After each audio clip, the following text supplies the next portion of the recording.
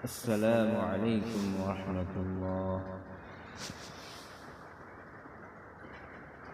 وعن ثوبان رضي الله تعالى عنه قال: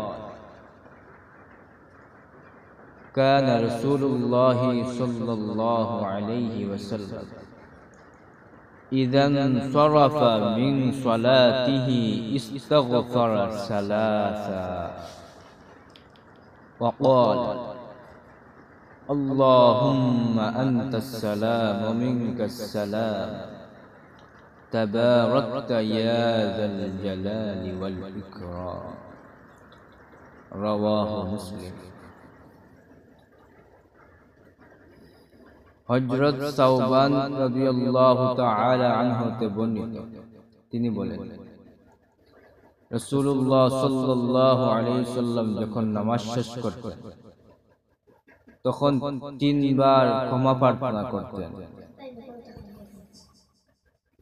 অতঃপর ক্ষমা প্রার্থনার পর বলতেন, আল্লাহুম্মা আনতাস সালাম ওয়া মিনকাস সালাম তাবারাকতা ইয়া যাল জালালি ওয়াল ইকরাম। অর্থাৎ, হে আল্লাহ, আপনি নিজেই শান্তি, আপনা হতে উচ্চারিত সব শান্তি, হে প্রতাপশালী, হে সম্মানের অধিকারী, আপনি কল্যাণময়।